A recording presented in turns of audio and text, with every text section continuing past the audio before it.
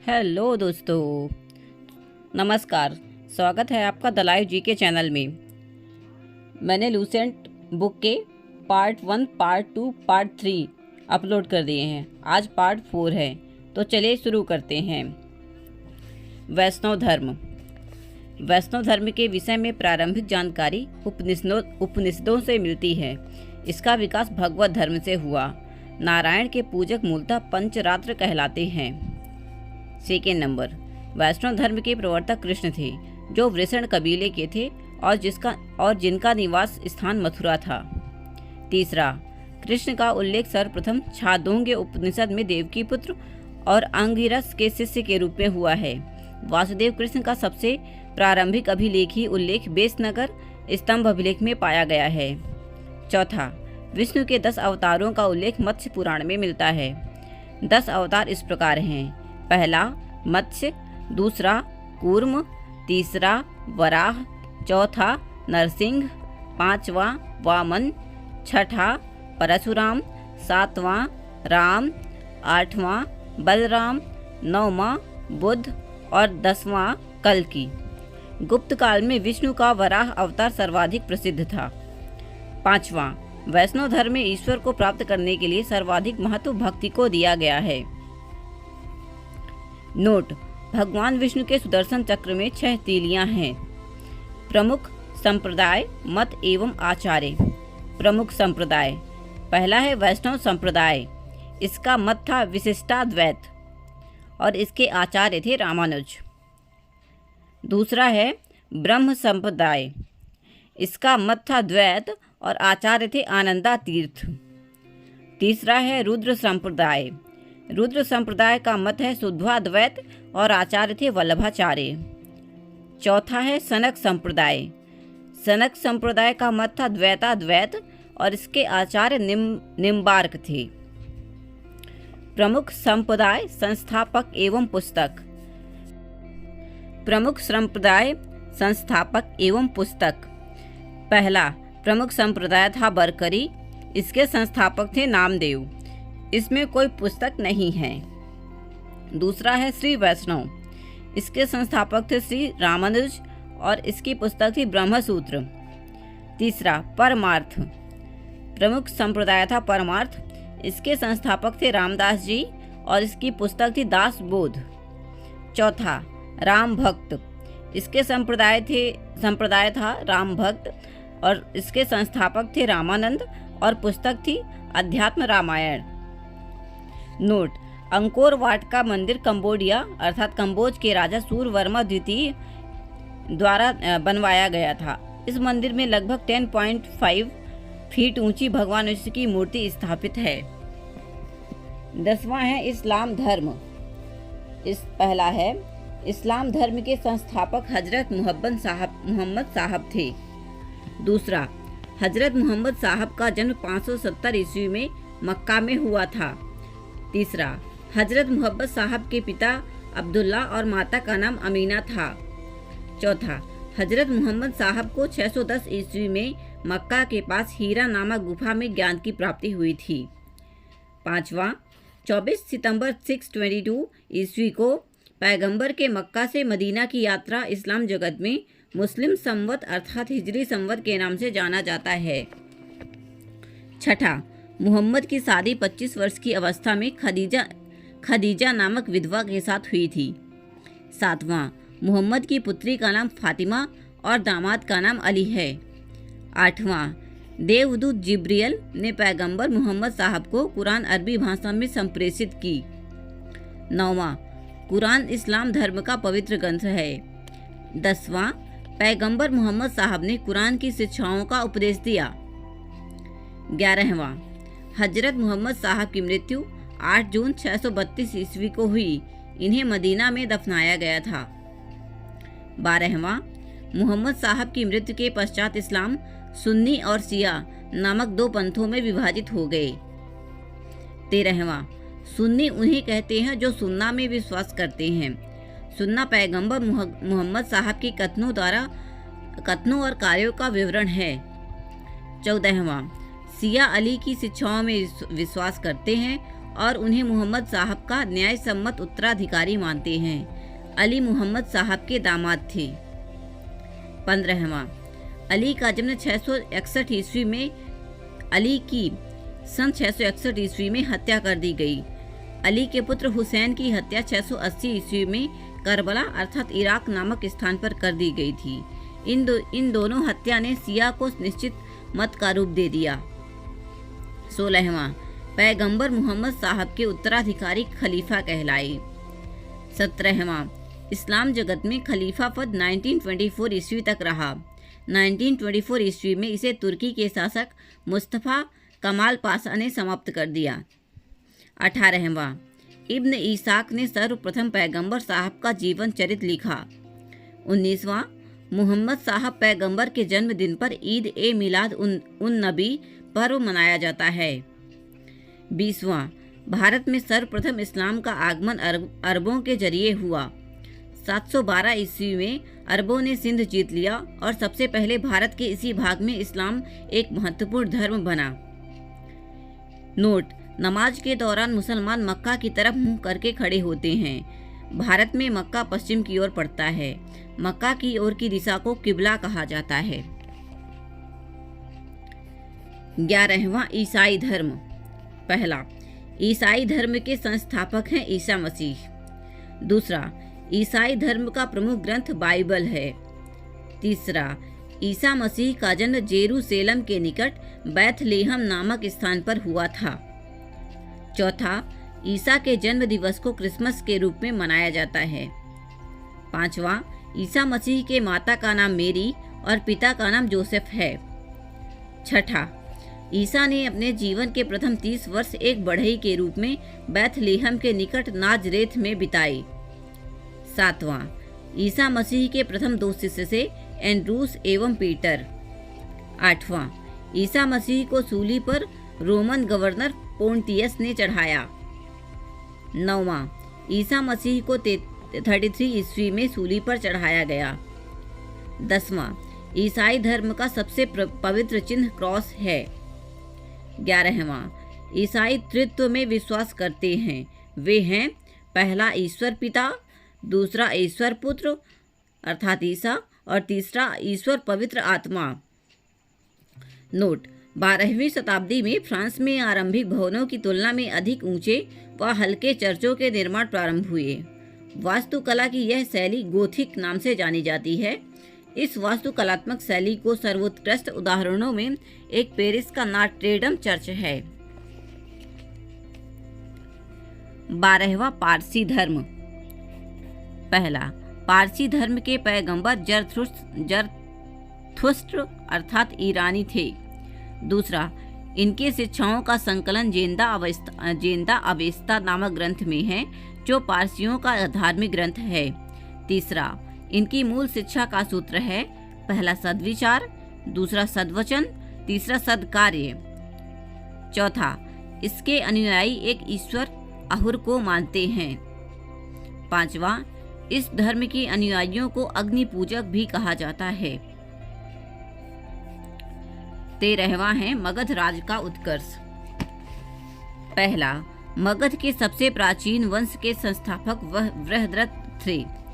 इसकी राजधानी गिरिब्रज अर्थात राजगृह थी। जरासंध बृहद्रथ का पुत्र था। दूसरा, हर्यक वंश के संस्थापक बिंबिसार मगध की गद्दी पर 544 ईसा पूर्व बौद्ध ग्रंथों के अनुसार में बैठे थे। वह बौद्ध धर्म का अनुयायी था। यह प्रथम भारतीय राजा था जिसने प्रशासनिक व्यवस्था पर बल दिया। तीसरा, बिंबिसार ने ब्रह्मदत्त को हराकर अंगराज्य को मगध में मिला लिया। चौथा, बिंबिसार ने राजगृह का निर्माण कर उसे अपनी राजधानी बनाया। 5वां, बिंबिसार ने मगध पर करीब 52 वर्षों तक शासन किया। 6ठा, महात्मा बुद्ध की सेवा में बिंबिसार ने राजवैद्य जीवक को भेजा। अवंती के राजा प्रद्योत जब पांडु रोग से ग्रसित थे, उस समय भी बिंबिसार ने जीवक को उनकी सेवा शुश्रूषा के लिए भेजा था। 7वां, बिंबिसार ने वैवाहिक संबंध स्थापित कर अपने साम्राज्य का विस्तार किया। इसने कौशल नरेश प्रसेनजित की बहन महाकोसला से वैशाली के चेतक की पुत्री चेलन्ना से तथा मध्य देश आधुनिक पंजाब की राजकुमारी क्षेमा से शादी की। 8वां, बिंबिसार की हत्या उसके पुत्र अजातशत्रु ने कर दी और वह 493 ईसा पूर्व में मगध की गद्दी पर बैठा। 9वां, अजातशत्रु का उपनाम कुड़िक था। 10वां, वह प्रारंभ में जैन धर्म का अनुयायी था। 11वां, अजातशत्रु ने 32 वर्षों तक मगध में शासन किया। 12वां, अजातशत्रु के सुयोग मंत्री का नाम वर्षकार अर्थात वरसकार था। इसी की सहायता से अजातशत्रु ने वैशाली पर विजय प्राप्त की। 13वां, 461 ईस्वी पूर्व में अपने पिता की हत्या कर उदयीन मगध की गद्दी पर बैठा। 14वां, उदयीन ने पाटिल ग्राम की स्थापना की। वह जैन धर्म का अनुयायी था। 15वां, हर्यक वंश का अंतिम राजा उदयीन का पुत्र नागदशक था।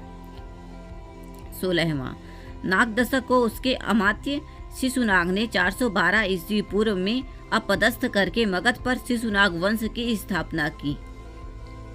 17वां, शिशुनाग ने अपनी राजधानी पाटलिपुत्र से हटाकर वैशाली में स्थापित किया। 18वां, शिशुनाग का उत्तराधिकारी कालाशोक पुनः राजधानी को पाटलिपुत्र ले गया। 19वां, शिशुनाग वंश का अंतिम राजा नंदिवर्धन था। 20वां, नंद वंश का संस्थापक महापद्मनंद था। 21वां, नंद वंश का अंतिम शासक घनानंद था। वह सिकंदर का समकालीन था। इसे चंद्रगुप्त मौर्य ने युद्ध में पराजित किया और मगध पर एक नए वंश अर्थात मौर्य वंश की स्थापना की। 14वां, सिकंदर। पहला, सिकंदर का जन्म 356 ईसा पूर्व में हुआ था। दूसरा, सिकंदर के पिता का नाम फिलिप था। तीसरा, फिलिप 359 ईसा पूर्व में मकदूनिया का शासक बना। इसकी हत्या 329 ईसा पूर्व में कर दी गई। चौथा, सिकंदर अरस्तु का शिष्य था। 5वां, सिकंदर ने भारत विजय का अभियान 326 ईसा पूर्व में प्रारंभ किया। 6ठा, सिकंदर का सेनापति सेल्यूकस निकेटर था। 7वां, सिकंदर को पंजाब के शासक पोरस के साथ युद्ध करना पड़ा। इसे हाइडे स्पीच के युद्ध या झेलम का युद्ध के नाम से भी जाना जाता है। 8वां, सिकंदर की सेना ने ब्यास नदी के पश्चिमी तट पर पहुंचकर उसे पार करने से इनकार कर दिया। 9वां, सिकंदर स्थल मार्ग द्वारा 325 ईसा पूर्व में भारत से लौटा। 10वां, सिकंदर की मृत्यु 323 ईसा पूर्व में बेबीलोन में 33 वर्ष की अवस्था में हो गई।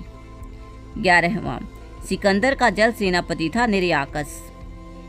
12वां, सिकंदर का प्रिय घोड़ा बऊ केफला था। इसी के नाम पर इसने झेलम नदी के तट पर बऊ केफला नामक नगर बसाया। 15वां, मौर्य साम्राज्य। पहला, मौर्य वंश का संस्थापक चंद्रगुप्त मौर्य का जन्म 345 ईसा पूर्व में हुआ था। दूसरा, जस्टिन ने चंद्रगुप्त मौर्य को सेंड्रोकोटस कहा है, जिसकी पहचान विलियम जोन्स ने चंद्रगुप्त मौर्य से की है। तीसरा, विशाखा दत्त कृत मुद्रा राक्षस में चंद्रगुप्त मौर्य के लिए वृषल अर्थात आशय निम्न कुल में उत्पन्न शब्द का प्रयोग किया गया। चौथा, घनानंद को हराने में चाणक्य अर्थात कौटिल्य या विष्णुगुप्त ने चंद्रगुप्त मौर्य की मदद की थी, जो बाद में चंद्रगुप्त का प्रधानमंत्री बना। इसके द्वारा लिखित पुस्तक अर्थशास्त्र है, जिसका संबंध राजनीति से है। 5वां, चंद्रगुप्त मगध की राजगद्दी पर 322 ईसा पूर्व में बैठा। चंद्रगुप्त जैन धर्म का अनुयायी था। 6ठा, चंद्रगुप्त ने अपना अंतिम समय कर्नाटक के श्रवणबेलगोला नामक स्थान पर बिताया। 7वां, चंद्रगुप्त ने 305 ईसा पूर्व में सेल्यूकस निकेटर को हराया। 8वां, सेल्यूकस निकेटर ने अपनी पुत्री कार्नेलिया की शादी चंद्रगुप्त मौर्य के साथ कर दी और युद्ध की संधि शर्तों के अनुसार 4 प्रांत काबुल, कंधार, हेरात और मकरान चंद्रगुप्त को दिए। 9वां, चंद्रगुप्त मौर्य ने जैनी गुरु भद्रबाहु से जैन धर्म की दीक्षा ली थी। 10वां, मेगस्थनीज सेल्यूकस निकेटर का राजदूत था, जो चंद्रगुप्त के दरबार में रहता था। 11वां, मेगस्थनीज द्वारा लिखी गई पुस्तक इंडिका है। मेगस्थनीज के अनुसार सम्राट का जनता के सामने आने के अवसरों पर शोभा यात्रा के रूप में जश्न मनाया जाता है। उन्हें एक सोने की पालकी में ले जाया जाता है। उनके अंगरक्षक सोने और चांदी से अलंकृत हाथियों पर सवार रहते हैं। कुछ अंगरक्षक पेड़ों को लेकर चलते हैं।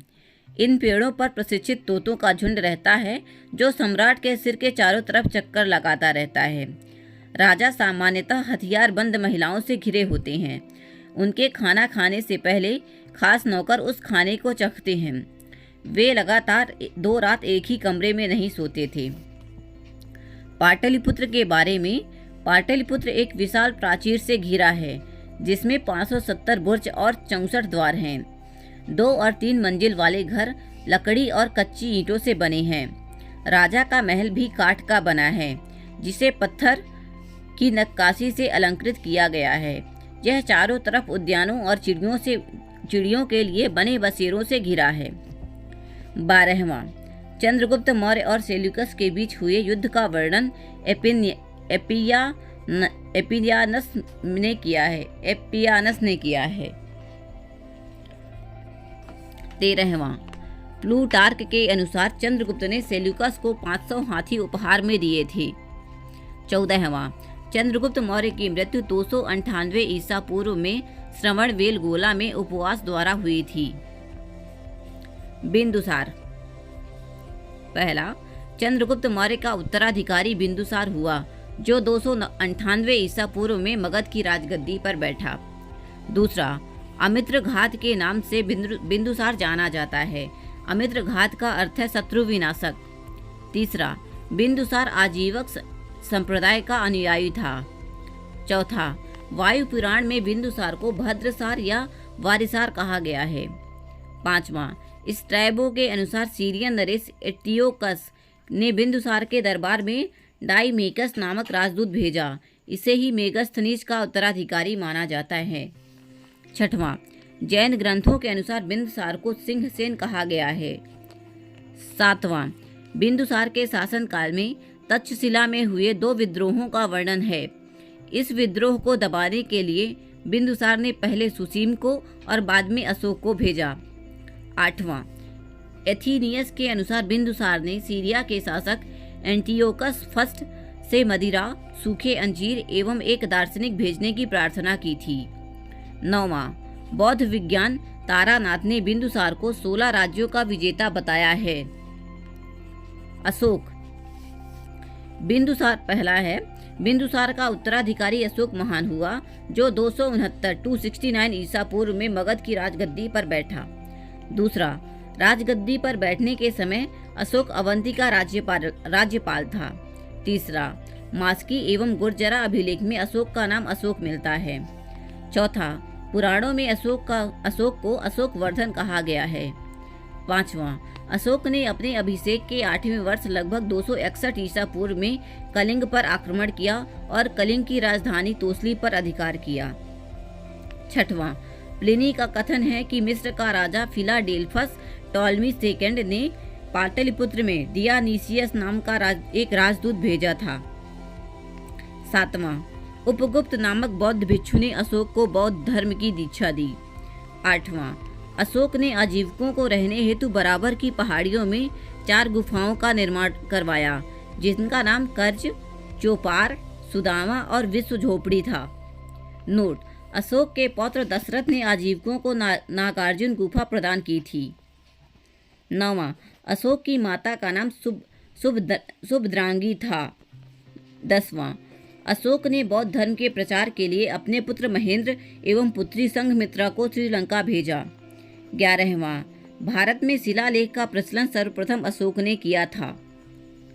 12वां, अशोक के शिलालेखों में ब्राह्मी, खरोष्टी, ग्रीक एवं अरमाइक लिपि का प्रयोग हुआ है। 13वां, ग्रीक एवं अरमाइक लिपि का अभिलेख अफगानिस्तान से, खरोष्टी लिपि का अभिलेख उत्तर पश्चिम पाकिस्तान से और शेष भारत से ब्राह्मी लिपि के अभिलेख मिले हैं। 14वां, अशोक के अभिलेखों को 3 भागों में बांटा जा सकता है। पहला शिलालेख, दूसरा स्तंभलेख, तीसरा गुहालेख। Thank you for watching. Like share subscribe. दोस्तों इस वीडियो को प्यार ज़रूर दीजिएगा। मिलते हैं नेक्स्ट पार्ट में। Thank you so much.